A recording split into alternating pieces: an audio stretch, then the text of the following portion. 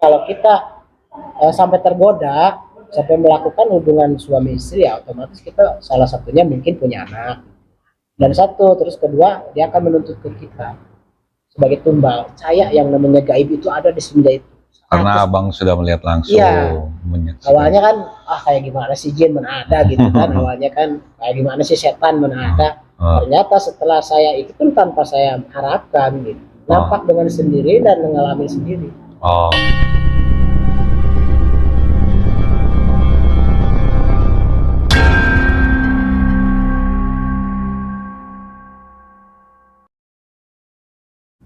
Halo pemirsa MDA Film, apa kabar semuanya? Saya doakan Anda semua dalam keadaan sehat, sukses, dan berbahagia. Amin, amin. Sebelah saya sekarang sudah ada Kang Dani. Kang Dani, selamat malam Kang Dani. Selamat malam. Ya, apa kabar Kang Dani? Alhamdulillah dalam keadaan baik, sehat walafiat ya. Ya, Kang Dani ini punya cerita ya Kang Dani ya. Cerita menarik ya, yang bisa kita simak ya. Di sini saya sedikit ada sebuah cerita ya, boleh dikatakan apa ya, sedikit cerita hidup ya, cerita hidup yang dimana cerita ini mungkin ada apa sih namanya, menyangkut dunia mistis ya, dunia mistis ataupun dunia gaib ya, atau dunia kegaiban, metafisika lah, metafisika kurang lebih seperti itu. Jadi gimana Bang, ceritanya gimana Bang, bisa dijelaskan? Dulu waktu zamannya saya masih bujangan ya, dulu kan memang saya lagi betul-betul rajin-rajinnya yang namanya apa namanya, menjalani sebuah tirakat kayak puasa, kemudian apa tuh namanya, wiridan, zikir gitu kan. Jadi di situ sih banyak pengalaman-pengalaman dunia mistisnya itu ya, metafisikatnya itu banyak gitu. Salah satu yang saya alami itu, jadi di situ memang betul-betul, ini bagi pribadi saya yang saya alami ya, itu memang betul-betul kita ditampakkan langsung dengan sosok-sosok seperti itu gitu. Jadi tampaknya kelihatan mata? Kelihatan langsung, ya. Dengan mata, bukan merem ya? Iya, dengan mata langsung gitu. Itu kejadiannya di mana Bang Dani? Kejadiannya waktu itu posisi saya memang waktu bujangan ya, kejadian di kampung saya. Di daerah? Di daerah Garut. Garut? Daerah Garut. Itu kurang lebih sekitar 3 tahun berjalan lah saya seperti itu, kayak orang parno gitu. Jadi maksudnya kayak orang parno ini, kita bangun tidur gisik-gisik apa mata gitu ya, dia nampak gitu. Jadi ini pengalaman pribadi Bang Dani ya? Iya, Bang Dani ya? dia nampak gitu. Ini nggak ada istilah, kayak kan ada cerita tidur setengah tidur, sadar setengah sadar. Ini benar-benar sadar. Ini bukan erop-erop ya orang bilang. Ini benar-benar sadar ketika kita bangun tidur, nampak langsung gitu. Nampaknya di posisi di depan muka langsung apa dia lagi jauh? Maksudnya berseliweran begitu. Ada di pojok, berdiri, ada yang duduk begitu. Nah yang lucunya lagi, ketika saya pulang, kayak misalnya pulang malam nih, itu kayak di kamar itu udah nungguin ada. Bang Dani, itu nampaknya itu padat atau kayak tembus Bang Dani? Nampak si gaibnya ini. Jadi gimana sih ya, kayak kalau dibilang bayangan itu kan hitam aja ya. Bayangan ini enggak, memang kayak kita begini, padat begini, padat ya, bukan kayak transparan. Ada yang transparan, tapi ada yang padat. Maksudnya transparan itu kalau bayangan kan cuma hitam. Kalau ini transparan itu kayak kita, tapi memang transparan gitu, tembus gitu ya, kurang lebih seperti itu. Oke, dilanjut terus. Pengalaman yang lebih apa ya, bukan bagi saya sih udah nggak serem, awalnya sih serem. Ada satu sosok perempuan yang memang perempuan itu kalau di bangsa kita sebagai alam manusia ya tergolong cantik lah, cakep gitu ya. Nah, ternyata setelah dia sering ikutin saya, katanya dia suka sama saya gitu. Gitu, dalam arti suka itu ya, dia langsung pengen dinikahin gitu. Pengen jadi istri saya gitu. Nah itu sebentar Bang Dani, itu pakaiannya kayak gimana Bang Dani? Pakaiannya kayak orang-orang keraton zaman dulu lah. Kayak orang keraton. Kebaya? Ya kebaya Kebaya. kayak gitu. Cuman lucunya lagi, dia itu bisa apa ya? Kalau malam nih nampakin diri ke saya bisa telanjang bulat, benar-benar telanjang bulat. Jadi kesannya agar saya ini tergoda gitu ya. Respon Bang Dani apa? Ya jujur aja saya sebagai manusia normal ya, tetap kalau rasa apa sih namanya Nafsu. seperti itu tetap ada namanya normal. Cuman kan kita sadar juga bahwa itu memang bukan manusia gitu. Oh iya. Jadi ada karena itu menghalangi niat ya jadi ya. Karena itu. Terus Seiring waktu berjalan, dia memang maksudnya secara bahasa fisik udah jelas ya. Secara bahasanya dia memang dia menuntut saya pengen dinikahin gitu. Sampai terjadi? Enggak sampai terjadi. Kenapa enggak? Nah, pengalaman kenapa enggak terjadi? Sebenarnya kenapa enggak? Orang itu kan katanya, ini saya alihkan cerita ke soal pesugihan ya. Ada diantaranya yang katanya pesugihan nikah dengan siluman ular. Kalau bahasa di orang Jawa Barat itu ipri, nikah dengan ipri ya. Ipri ya. Ipri itu sejenis siluman ular gitu.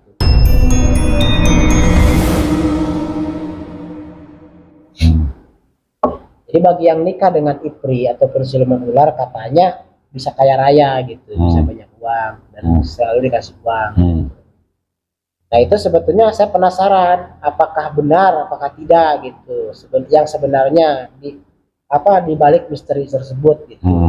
Apakah benar dia itu memang kalau kita nikah dengan siluman ular atau ipri tadi, benar nggak kita itu kaya raya? Ternyata ada salah satu boleh dikatakan kenalan saya ya yang sudah melakukan seperti itu. Terus? Yang sudah. Nah di situ saya ngeremnya di situ. Nyatanya kaya? Nyatanya bener kaya. Bener kaya raya betul. Raya. Nah cuman waktu itu kan saya tanya juga sama rekan saya yang udah ngalamin gitu ya. Dia itu memang kaya raya, betul-betul kaya raya. Cuman ternyata kenapa saya sampai kan tadi kembali lagi ke cerita tadi ya. Saya pernah diajak nikah sama siluman ipri tadi yang memang cantik gitu. Saya sendiri sebagai manusia tertarik dengan kecantikannya, dengan kemolekannya, tertarik. Akhirnya dengan itu karena saya sebagai manusia banyak akal gimana caranya saya pengen tahu dulu yang sebenarnya. Akhirnya saya ketemu dengan salah satu kenalan. Nah, saya tidak mau sebutkan orangnya siapa ya. Di situ dia cerita yang sebenarnya sampai dia sukses melakukan hal seperti itu, maksudnya sukses meraih kekayaannya gitu ya. Ternyata nggak segampang itu, Bang. Tidak segampang nikah terus dikasih harta benda, enggak. Jadi ternyata ketika terjalin sebuah sebuah ikatan pernikahan dengan ipri tadi, nah si pelaku yang pesugihan tadi itu menyiapkan sebuah kamar khusus. Nah, kamar khusus itu harus menyediakan pakaian untuk datangnya si istri yang gaib yang tadi, si istri tadi. Terus disiapkan. Terus saya berpikir kan kalau nikah dengan seperti itu ya kita enak gitu kan, udah cantik, cakep, molek ya kan. Kita bisa bersenang-senang di kamar itu. Bayangan saya gitu kan. Setelah saya mendapatkan sebuah pengalaman dari cerita nyata yang kenalan tadi saya cerita. Jadi ternyata ketika datang si gaib tadi, si ipri tadi, itu ternyata nggak digini, Bang. Jadi nggak digini. Justru kalau digini malah bahaya. Kita yang jadi korban, si suaminya itu yang jadi korban. Jadi di sini sebenarnya tergantung tahan apa enggak dianya itu. Jadi dari pengalaman yang udah sukses melakukan seperti itu, ketika istrinya datang ke kamar dengan posisi telanjang bulat, mengajak nikah atau ngajak bergaul layaknya suami istri, dia menolak.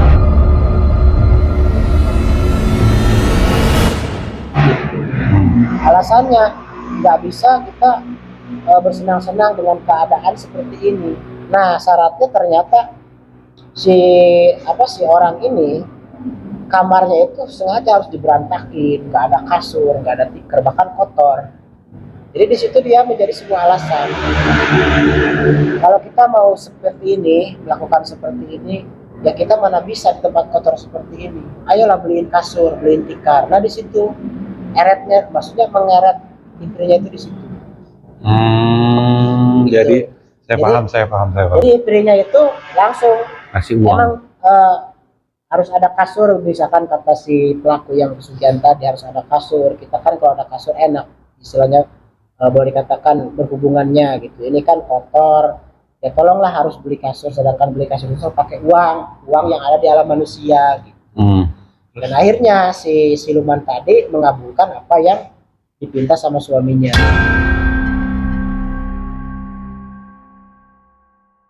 Karena dia pengen menikah begitu ya. Dari Akhirnya dia ngasih uang begitu. Nah, yang proses ngasih uangnya itu gimana? Yang abang tahu itu gimana? Itu langsung katanya. Langsung. Jadi prok muncul begitu jadi, aja. Maksudnya nggak langsung hari itu juga. Jadi besoknya dia bilang begini katanya. Oke, kalau begitu nanti akan saya hantar uang gitu. Jadi pas paginya ada uang di kamar itu. Jadi terus ada setelah gepok gitu. Nah, pertanyaannya saya gini nih, saya agak kritis. Setelah uangnya muncul, apa langsung dibeliin kasur? Nah, itu nanti alasan lagi dia. Sepintar-pintarnya dia alasan. Begitu. Jadi terusan berulang. Justru kalau sampai diginiin bahaya. Jadi kalau misalnya kita minta beli kasur, uang yang tampak itu berapa biasanya?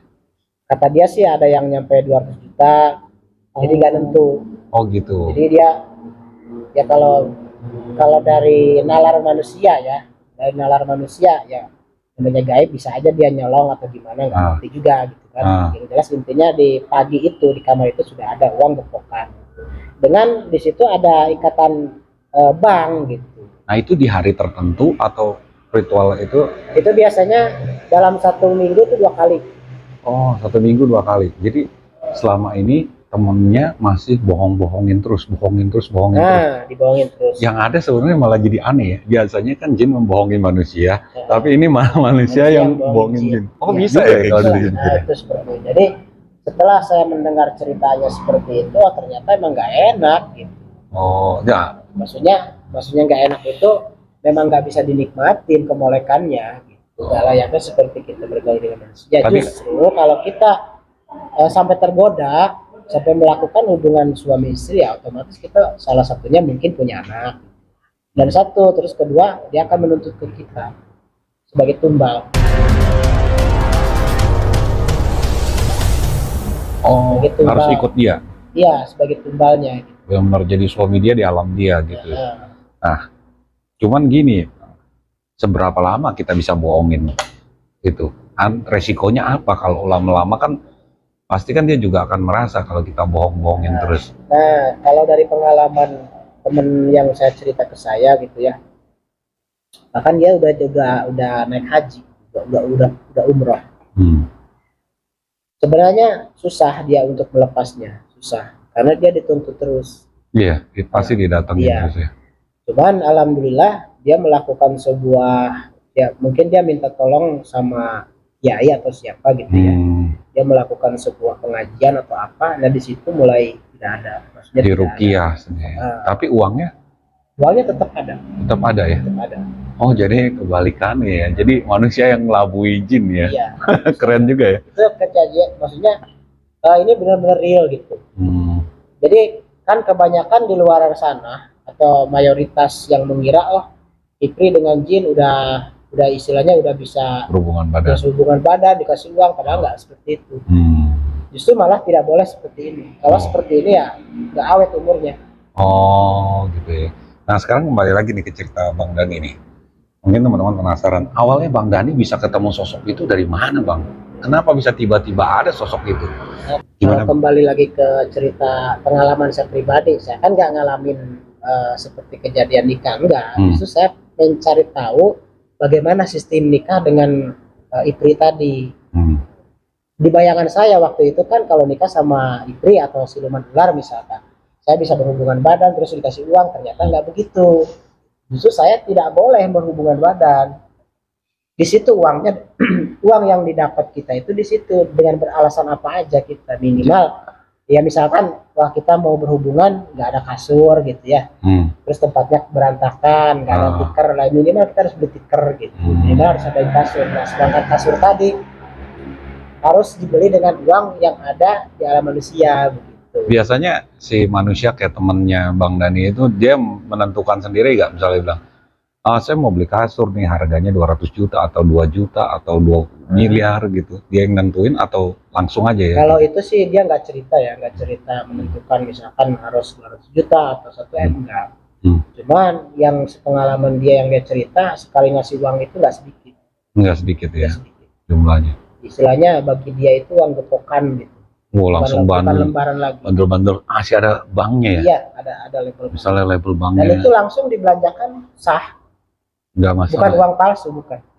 Uang nyata asli. Uang manusia maksudnya. Nah, kembali ke pertanyaan tadi. Bang Dani kenapa bisa diikutin sosok itu tuh? Alasannya apa? Apakah pernah kemana? Ya, awal mulanya gini kan, saya dulu waktu zamannya bujangan itu, ya apa namanya, jujur aja saya memang dari keluarga yang tidak mampu ya. Orang tua saya juga nggak mampu, maksudnya tidak bergelimang harta gitu. Jadi di situ saya banyak pedih ya, gimana caranya, ibaratnya apa ya, meskipun saya nggak punya orang tua ataupun saya nggak punya harta, ya minimal saya punya pengerti. Kalau bahasa orang Sunda itu pengerti gitu.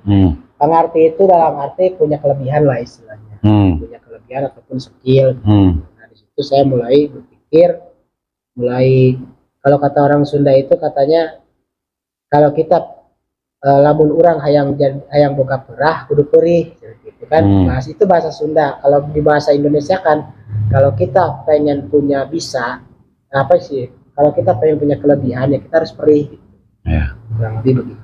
Harus ada capek, ada apanya namanya usahanya ya. Iya, ada usahanya, usaha secara batin juga gitu. Intinya itu yang saya usahakan, yang saya usaha secara batin. Salah satunya sering apa namanya, bangun malam melakukan sebuah sholat hajat ataupun tahajud, kemudian mengiringan dan zikiran.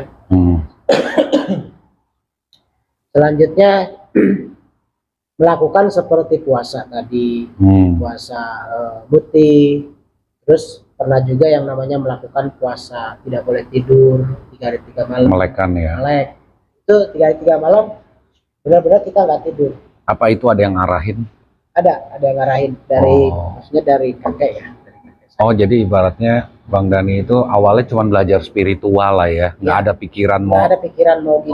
Belajar spiritual malah bertemu dengan sosok itu tanpa sengaja. Iya, tanpa sengaja, tanpa yang diharapkan gitu. Jadi kalau kata orang tua, ketika kita lagi seperti itu, bagi gaib itu katanya suka mendekat ke kita. Ya, jadi kita kayak bersih ya, bisa selaras sama dia energi. Dia itu mungkin kita ini percaya atau gimana. Nah, sekarang Bang Dani udah ninggalin itu, gimana caranya melepas itu? Si sosok ini. Seingat saya itu seperti itu berjalan kurang lebih hampir 3 tahun sampai 5 tahun itu. Pas berjalan ke 5 tahunnya itu mulai pudar. Waktu itu saya temuin sesepuh ya, salah satu kiai yang memang di situ, kalau bahasa sekarang mungkin ruqyah ya. Ruqyah. Nah, kalau bahasa sekarang ruqyah ya. Kalau dulu katanya disebutnya itu apa sih namanya, diruat. Maksudnya biar hal-hal seperti itu nggak terlalu mendekat ke kita. Sebetulnya nggak ganggu sih, nggak ganggu. Cuman dia terus mencoba gitu ya. Ya itu yang bikin saya merasa terganggu itu sosok perempuan tadi. Sosok perempuan yang di situ memang ternyata dia ngajak nikah, suka dengan saya. Kan Bang Dani ini kan pernah ada pengalaman temennya yang seperti itu ya. Kenapa nggak Bang Dani nggak coba lakukan yang sama gitu? Tapi nanti setelah mulai dirasa mengerikan ya kita ruqyah aja atau gimana? Terlalu nekat ya, terlalu ekstrim. Jadi saya di situ yang waktu itu kan waktu zamannya masih jangan gitu, ibaratnya walaupun saya pikir saya pendek, tetap saya mencari tahu dulu gitu. Makanya sebetulnya saya jadi apa ya? Saya menghindar dari itu karena saya sudah mendengar cerita yang saya ceritakan tadi. orang yang pernah ngalamin. Jadi ternyata ya singkatnya, orang yang melakukan pesugihan menikah dengan siluman ular ataupun siluman, ternyata tidak seenak itu, maksudnya tidak seenak yang saya bayangkan. Saya berpikir kalau nikah sama dia bisa berhubungan badan, terus habisnya ibaratnya udah gitu saya dikasih uang, ternyata bukan begitu. Bang Dani itu taunya dia siluman ular dari mana, Bang? Ya kan dia sendiri. Oh, dia ngomong.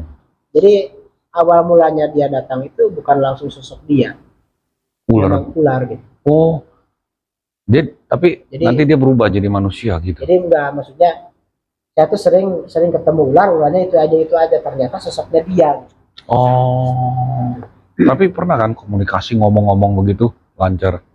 Pernah. Iya, itu sampai ya itu yang dia bilang dia minta. Cuman kalau untuk komunikasi secara kayak ngobrol kita ini, itu kejadian jelasnya itu dalam mimpi, maksudnya dalam dalam mimpi, bawah alam bawah sadar. Sedangkan kalau ketemu diem aja gitu, Diem cuman aja. ngeliatin gitu. Itu yang jelas itu dalam mimpi, dan mimpi itu memang berkaitan dengan real kenyataannya, dengan bahasa tubuh dia gitu, dengan bahasa sikap dia itu berkaitan. Ternyata dia komunikasi dengan saya ke manusia, maksudnya ternyata di alam bawah sadar saya. Ini kejadian udah lama ya? Udah lama, Bang. Dan sampai sekarang udah nggak pernah ada lagi. Nggak pernah. Dia nggak pernah Kalau datang. bisa mah jangan sampai. Padahal dulu Bang Dani itu hanya belajar spiritual, Ya, betul. nggak pernah baca mantra untuk mengundang dia. Enggak. Oh, Ya. jadi memang dia datang sendiri ya? Ya mungkin itu terjadi setelah saya 3 hari 3 malam nggak tidur. Kejadian itu. Jadi setelah 3 hari 3 malam nggak tidur, nah ada pengalaman waktu saya menjalani ngelaku riadoh 3 hari 3 malam nggak tidur itu, pandangan mata saya itu kayak ngelihat daun itu kan hijau ya, daun seger, lihatnya kuning. Oh, udah sampai segitunya ya? Ya, jadi pandangan mata bukan kabur sih, pandangan mata itu melihat warna udah berubah, berbeda. Ya kalau secara secara logika mungkin karena saya nggak tidur. Orang nggak tidur gimana sih? Kadang-kadang ngambang kalau ngelihat. Bisa jadi loh. Sampai kayak gitu ya. Nah di situ terjadinya menyadari bahwa saya itu ternyata diikutin dengan sosok ratu ular ya, yang memang cakep, cantik lah. Cantik ya penampakannya. Jadi ibaratnya kalaupun di dunia kita tuh udah kayak artis lah gitu ya. Iya. Cantiknya bahkan lebih gitu ya. Bahkan lebih. Jadi warna kulit manusia kan ibaratnya putih aja, itu putihnya ada sinarnya gitu. Harusnya kayak seolah-olah kayak ada cahaya. Bercahaya lah. Lebih seperti itu. Nah, selama Bang Dani belajar spiritual itu, selain sosok itu ada sosok lain Bang? Kalau kayak jin itu udah jelas. Apa Bang? Contohnya yang pernah Abang lihat apa? Seperti genderuwo salah satunya. Genderuwo ya. Genderuwo, kemudian kuntilanak. Jadi di sini makanya semenjak itu saya percaya yang namanya gaib itu ada di semenjak itu. Karena Abang sudah melihat langsung. Iya.